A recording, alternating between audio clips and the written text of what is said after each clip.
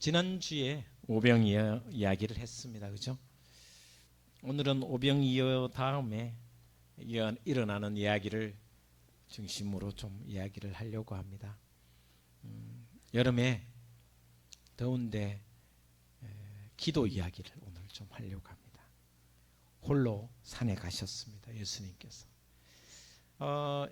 요한복음 또 마태복음 마가 누가 이 사복음서를 자세히 보시면 5천 명을 먹이신 이후에 엄청난 기적이잖아요. 오병이어의 기적과 5천 명을 먹이고 난 뒤에 사람들이 우와,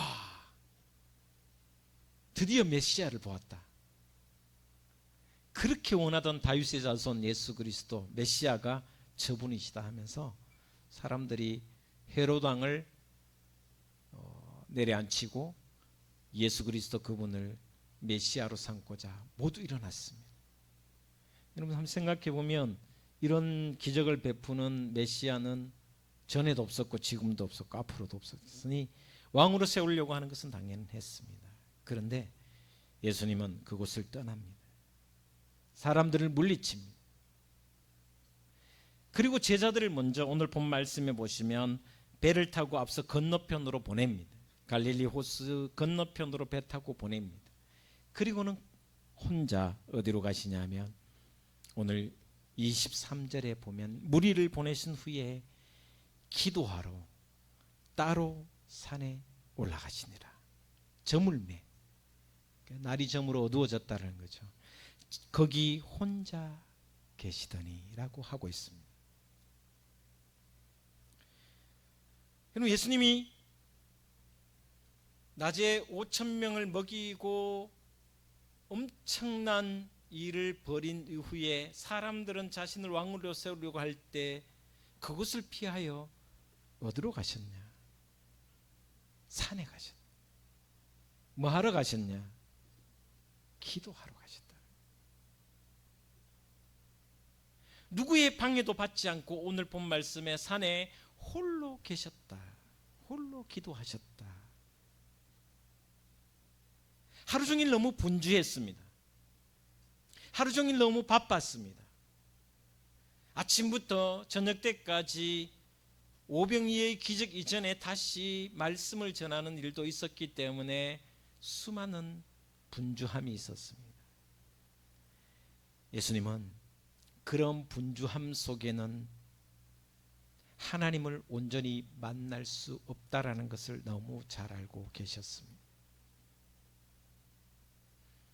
어떻게 보면 사람에게 시달리고 사람에게 지쳐 있으면 하나님을 온전히 만나는 것이 쉽지 않습니다. 물론 저는 제 나름대로의 기도의 철학이 있습니다. 삶이 곧 기도요, 또 일상이 기도라는 것에 대해서는 의심하지 않습니다.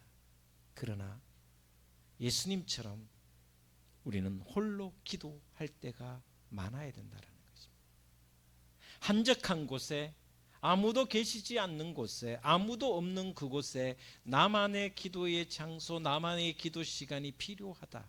왜냐하면 일상의 분주함 속에는 하나님을 온전히 만나지 못하기 때문입니다. 여러분 기도하는 가장 큰 이유는 하나님을 만나는 것입니다.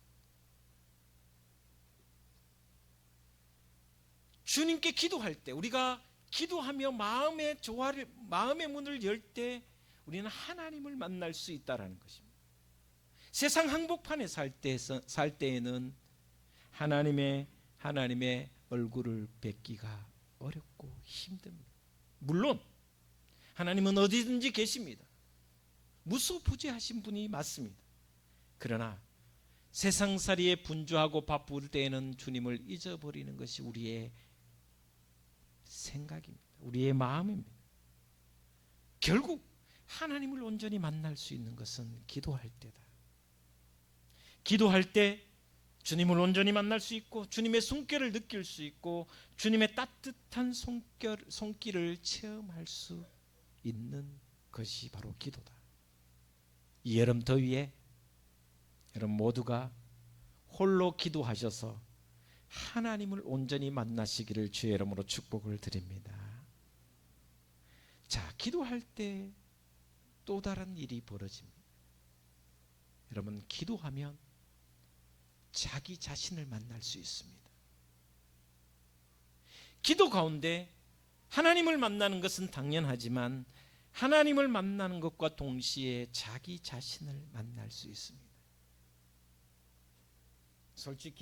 솔직하게 여러분, 아침에 일어나서 세상에서, 가정에서, 일터에서 또 사람들과 오히려 살다 보면 자기 자신을 만날 기회가 많지 않습니다. 아니, 페르소나를 씁니다. 어떤 사람 앞에는 이런 모습으로, 또 다른 사람에게는 저런 모습으로 나의 진심을 감추면서 살아가는 것이 세상입니다. 여러분, 그렇지 않나요? 저만 그런가요? 사람들과 대할 때 포커페이스를 할 수밖에 없습니다. 때로는 분노가 일어나고, 때로는 질투가 일어나고, 때로는 욕심이 생겨도 그것을 숨길 수밖에 없는 것이 바로 세상에서 사람들과 어울려 살아갈 때의 모습입니다. 그래서 페르소나라고 합니다. 가면을 쓰고 살아가는 것이 우리 인간이라는 거죠. 오늘 주일입니다. 이 주일에도 사람과 사람이 대하다 보면, 집사님과 장로님과 목사님과 대하다 보면 아픈데 아픈 것을 숨길 수도 있고, 속상한 것도 숨길 수도 있고, 만나서 너무 반가운데 반가운 척 해야 되는데 반가운 모습으로 악수하고 좀 이래 인사해야 되는데 그것도 못하고 숨기는 경우도 많이 있습니다. 우리 임진서 주사님, 우리 손주 태어났는데 기쁜 마음을 좀 표현했으면 좋은데 또 덜 표현하는 경우도 있고 그렇잖아, 그죠? 입이 싱글싱글 해야 되는데 저 아픈 사람 보는 앞에서 내가 입이 싱글싱글 하면 또 왜 하노? 이런 마음이 들잖아요, 그죠? 그게 사람입니다. 그런데 하나님 앞에 홀로 기도할 때 숨김이 없습니다. 여러분, 그렇지 않습니까? 하나님 앞에 홀로 기도한다라는 것은 내 자신을 들여다보는 것입니다. 왜냐하면 하나님 앞에서는 내 속마음을 숨길 수가 없습니다. 내 페르소나도 숨길 수가 없습니다. 왜냐하면 하나님은 내 모든 생각과 마음까지 통찰하시는 분이시기 때문에 하나님 앞에는 내가 화난 것조차도, 내가 속상한 것조차도 다 숨김없이 고백할 수밖에 없습니다. 하나님, 오늘 내가 너무 억울했습니다. 하나님, 오늘은 내가 너무 좋은 일이 많았는데 행복했습니다 라고 할 수 있고, 때로는 다윗처럼 하나님, 오늘 내가 만난 어떤 XX가 있는데 그놈 죽이고 싶었습니다. 죽이고 싶을 마음이 고통스러웠습니다. 하나님께서 어찌 한번 해주셨으면 좋겠습니다. 이것이 하나님 앞에 솔직하게 나를 들여다보는, 언제? 기도할 때.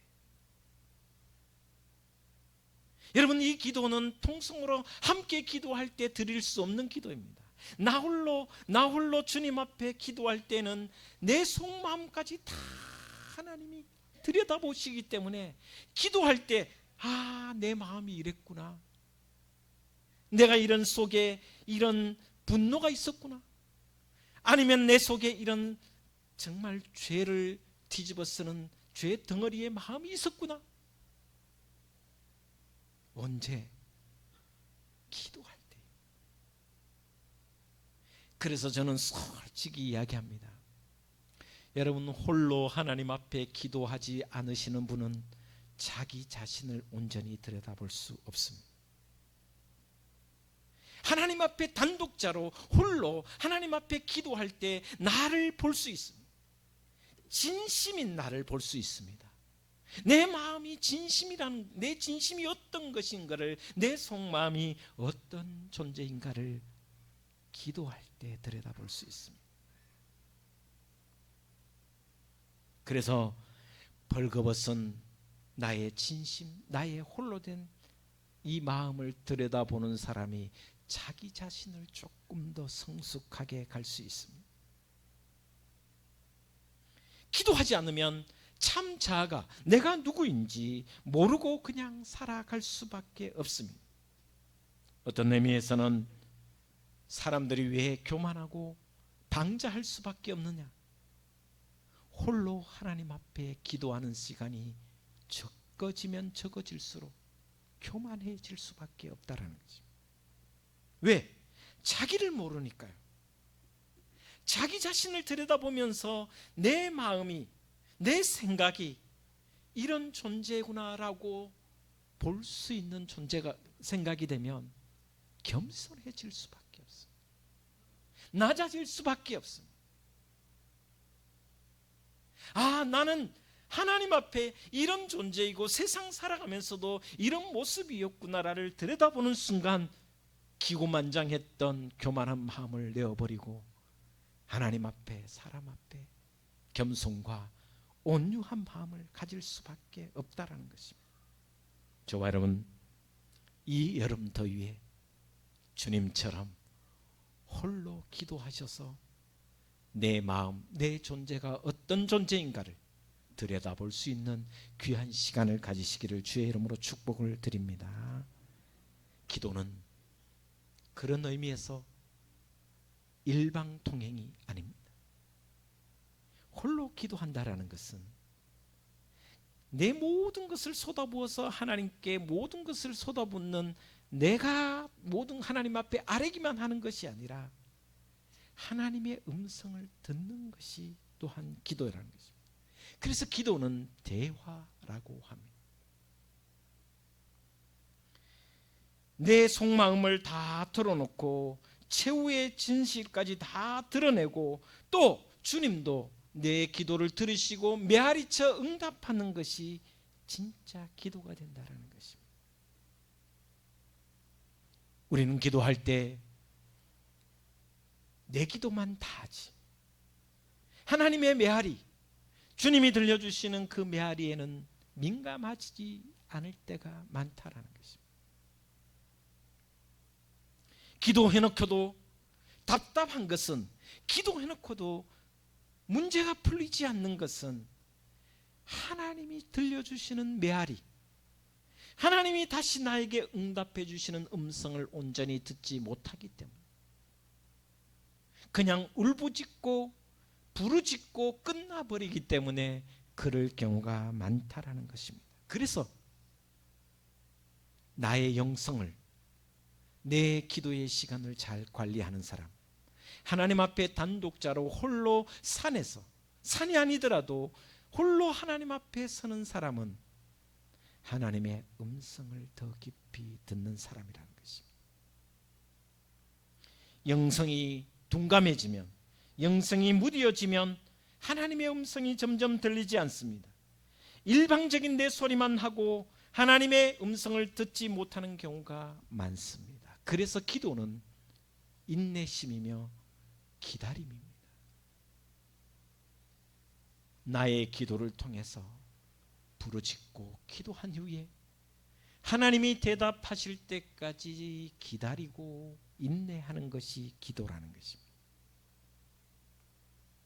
저와 여러분, 이 여름에는, 올 여름에는 비록 무더위가 있지만 짧게 여러분이 홀로 하나님 앞에 기도자로 서서서 주거니 받거니, 하나님과 함께 주거니 받거니 대화하며 하나님의 메아리가 내 마음속에 울려 퍼지는, 그래서 응답받는 삶으로 이 여름을 나고 지내는 저와 여러분의 신앙이 되기를 주님의 이름으로 축복을 드립니다. 또 생각해 보면 기도할 때 다른 사람의 음성을, 다른 사람의 상황과 형편과 비명 소리를 들을 수 있습니다. 오늘 본 말씀 자세히 보시면 예수님이 산에서 기도하셨습니다. 그리고 제자들은 이미 배를 타고 저 건너편으로 가고 있었습니다. 밤 4경이나 지났습니다. 한밤중이었습니다. 그런데 주님이 기도할 때 제자들의 비명 소리가 들렸습니다. 여러분, 우리가 기도하는 것은 타인을 위한 기도인데 다른 사람의 아픔과 또 고통과 그 현실이 기도를 하면 들려진다라는 것입니다. 예수님이 산에서 홀로 기도하실 때 제자들이 어떤 상황인지를 다른 복음서를 보시면 보고 계셨다라고 합니다. 밤중인데 뭐가 보이겠습니까? 흑암인데. 그러나 기도 중에 하나님께서 그 모든 제자들의 고통을 기도 가운데, 주님이 기도 가운데 다 보고 계셨다, 들렸다. 기도는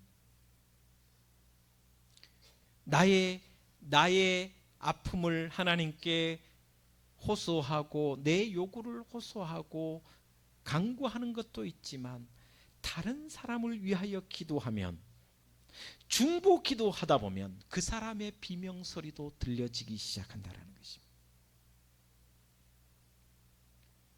마가복음에 보면 주님이 산에서 다 보고 계시면서 제자들의 아우성 소리를 들으셨습니다.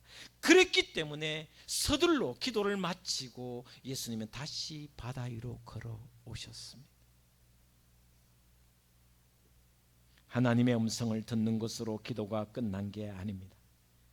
기도하는 사람은 결코 이웃에게 비정할 수가 없습니다. 기도하는 사람은 이웃 사람들, 다른 사람에 대해서 연민의 정을 느끼는 뿐만 아니라 기도가 끝나면 그 이웃의 신음소리에 답할 수밖에 없어서 섬기는 것입니다. 그래서 섬기는 사람은 기도하는 사람이 될 수 있고, 기도하는 사람이 더 많이 섬길 수가 있다라는 것입니다. 여러분이 기도할 때, 예수님이 기도하셨을 때 제자들의 신음소리가 들렸고 제자들의 아우성 소리가 들렸고, 밤 사경에 그 바다에서 배가 흔들림으로 죽게 되었다라는 아우성 소리를 들었습니다. 그리고 난 뒤에 주님은 팔을 걷어붙이고 당장 산에서 내려와 바다 위를 걸어서 제자들이 있는 배로 향했습니다. 여러분, 기도하면 다른 사람의 신음소리를 들을 수 있습니다. 그리고 그 기도가 끝난 후에 즉시 팔을 걷어붙여 그곳으로 향하는 것이 기도하는 사람의 모습입니다. 여러분, 기도하실 때 이웃을 위해, 형제를 위해, 그리고 교인들을 위해, 교회를 위해 기도하시면 그들의 시름소리, 그들의 비명소리, 내가 해야 할 일이 무엇인지 하나님께서 깨달음을 주실 줄 믿습니다. 올여름 홀로 기도하시며 이웃을 위해 기도할 때 그들의 신음소리가 내 가슴에 울림이 되어서 여러분의 삶이 섬김으로 승화되기를 주의 이름으로 축복을 드립니다. 중보 기도는 이웃의 비명을 들을 때만 가능합니다.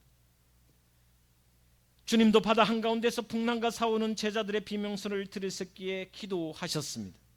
지금도 주님은 하나님 우편에 계시면서 우리의 작은 신음소리도 귀 기울여 주신다는 것입니다.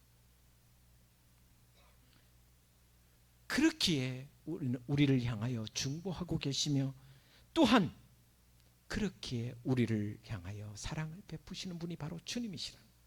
여러분도 이 음성을 듣고 더 섬기며 나아가는, 그래서 하나님께 기쁨이 되는 주님의 제자가 되시기를 주의 예수 그리스도 이름으로 축원을 드립니다. 마지막으로 오늘 본 말씀에 보시면 기도할 때 놀라운 일이 벌어집니다. 자, 보시면 같은 파도이고 풍랑입니다. 어떻게 보면 배 위가 더 안전합니다. 그런데 주님은 그 파도 위에, 풍랑 위를 걸어 오셨습니다. 똑같은 풍랑이고 파도지만, 거센 파도지만 주님은 기도하셨기에 그 풍랑 위를 천천히 무사히 아무 어려움 없이 건너왔지만, 제자들은 배에 있었지만 그 풍랑 가운데 사경을 헤매고 있었다는 것입니다. 기도할 때 예수님처럼 풍랑 위를 걸을 수 있을 줄 믿습니다. 어려운 상황입니다. 똑같은 상황입니다. 제자들은 그 풍랑 때문에 사경을 헤매는데 주님은 그 풍랑을 딛고 오셨습니다. 너무나도 대조적인 장면입니다. 똑같은 상황이며 똑같은 풍랑이고 파도임에도 불구하고 대조적인 상황입니다.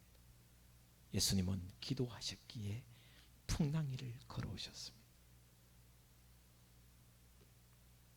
의연히 그러면서 당당히 마치 유령처럼 파도 위를, 바다 위를, 풍랑 위를 걸어오셨습니다. 예수님이 바다 위를 걸어오신 이유가 뭡니까? 그것은 바로 기도의 힘이라는 것입니다. 기도의 능력이라는 것입니다. 기도의 권능으로 바다 위를 걸어오셨습니다. 베드로가 나도 바다 위를 걷게 해달라고 합니다. 주님이 말씀하십니다. 오라. 비록 베드로가 몇 발짝 걷지 못했지만 여기에서 우리는 가능성을 발견할 수 있습니다. 우리도 주님처럼 기도하며 바다 위를 걸을 수 있다. 믿으시면 아멘. 그렇다고 내일 바다 위를 걷지는 마시고 풍랑에 헤맵니다. 새 팔을 딛고 주님을 향해 우리도 의젓하게 나갈 수 있다는 것입니다. 세상의 파도를 향해 우리도 주님처럼 의연하게 당당하게 걸을 수 있다는 것입니다. 바다 위를 걷는 것은 요령으로 걷는 것이 아닙니다. 기도의 응답이며 기도의 결과입니다. 여러분, 이 여름에 무더위가 우리를 힘들게 하지만 기도하는 사람이 되시기를, 기도하는 하나님의 자녀가 되시기를 주의 이름으로 축복을 드립니다. 그래서 풍랑 위를 걷는 놀라운 체험을 여러분 모두가 하시기를 주 예수 그리스도 이름으로 축원을 드립니다. 주여, 풍랑 위를 걷게 하여 주시옵소서. 베드로의 이 간구함이 우리의 간구가 되어서 저와 여러분이 위협적인 풍랑 가운데서도 당당히 서서 주님처럼 놀라운 은혜와 기적을 체험하는 이 여름이 되기를 주 예수 그리스도 이름으로 축원을 드립니다. 기도하겠습니다. 하나님.